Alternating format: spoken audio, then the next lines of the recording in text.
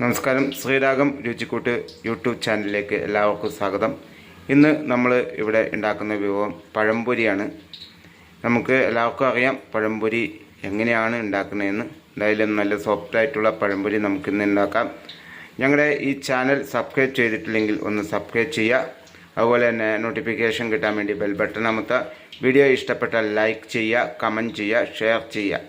നമ്മൾ കാലത്ത് തന്നെ നമ്മൾ മൈദയും അതുപോലെ തന്നെ കുറച്ച് അരിപ്പൊടിയും കൂടിയിട്ട് നമ്മൾ ഉപ്പിട്ട് നന്നായിട്ട് കലക്കി അതിൽ കുറച്ച് പഞ്ചസാര ഇട്ട് പിന്നെ നമുക്ക് ഈ മഞ്ഞ കളർ വിടാൻ വേണ്ടിയിട്ട് നമ്മൾ കളറോ മറ്റുള്ള കാര്യങ്ങളോ എല്ലാം ചേർക്കണം. മഞ്ഞപ്പൊടി ചേർത്ത് നമ്മൾ കുഴച്ച് നല്ല രീതിയിൽ ലൂസാക്കി വെച്ച മാവാണിത്.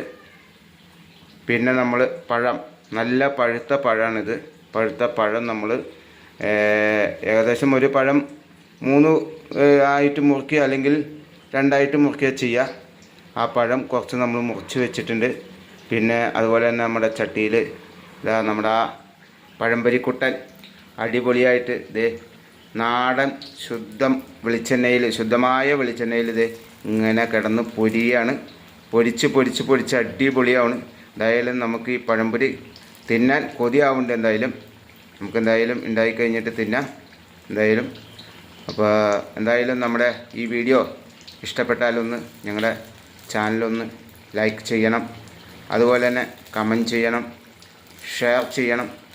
അതുപോലെ ഇനിയും അടുത്ത വീഡിയോയിൽ കാണുന്നവരെ നമുക്ക് എല്ലാവർക്കും നന്ദി, നമസ്കാരം.